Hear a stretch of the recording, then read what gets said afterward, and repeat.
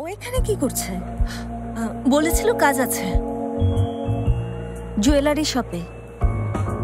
দেখছি কি কাজ। হ্যালো, একটু শুনবেন? জি স্যার, বলুন। আমার একটা ইনফরমেশন দরকার।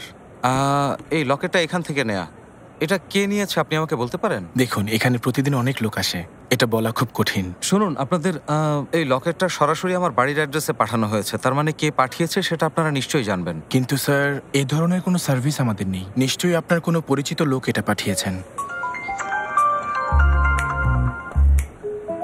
হ্যালো হ্যালো, এখন কি করছো? জলদি বলো। না, তেমন কিছু না, সামান্য কাজ আছে, ওটা সেরেই বাড়ি ফিরবো। সেই কাজটা কি? বাড়ি এসে বলবো তোমাকে। না, আমি এখনই শুনতে চাই।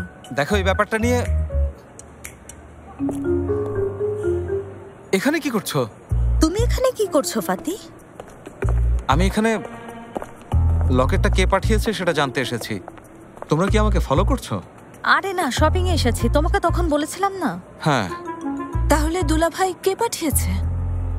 জানি না, উনি বলছেন ওনারও মনে নেই। প্রতিদিন আমাদের অনেক বিক্রি হয়, আপনি তো জানেনই স্যার। বাদ দাও ফাতি, এখন চলো। কিন্তু জেনেব, আমি কথা দিয়েছিলাম এটা প্রমাণ করে দেব। এর প্রয়োজন নেই, যা হওয়ার হয়েছে। তোমার উপর আমার বিশ্বাস আছে। আরে এটা কে কিনেছে সেটা বের করা কঠিন কিছু হলো নাকি?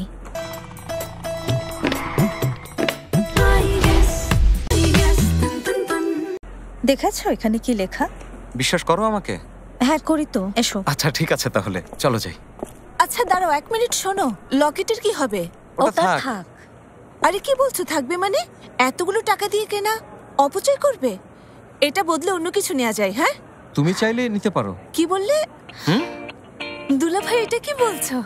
নাও ফাদিক, চাইলে বদলে নিতে পারো। কিন্তু দুলাভাই এটা তো অনেক দামি একটা লকেট। দাম নিয়ে চিন্তা করো না, আমাদেরকে এটার দাম দিতে হবে না, তুমি নিশ্চিন্তে নিতে পারো। 1 মিনিট ফাদিক, কি করছিস তুই?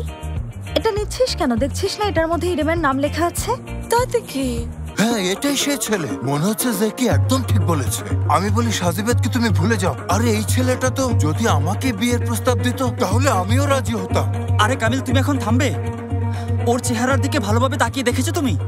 আর বোঝাই যাচ্ছে ইঞ্জেকশন দিয়ে শরীর ফুলিয়েছে। আর ওর চুলও নিশ্চয়ই লাগানো। আমি নিশ্চিত ওর চেহারা তো সার্জারি করে এমন সুন্দর করা হয়েছে। আরে না, অযথা ছেলেটাকে অপবাদ দিচ্ছ। দেখতে পারছো না ওর পা থেকে মাথা পর্যন্ত অরিজিনাল। আমার পরামর্শ শোনো, তুমি কখনো ওর সাথে লাগতে যেও না, তাহলে নির্ঘাত হারবে। এখন বোটে চলো, অনেক কাজ পড়ে আছে। দাঁড়াও, তীর ধনুক থেকে বেরিয়ে গেছে। হ্যাঁ, কি? সেটা আর আটকানো যাবে না।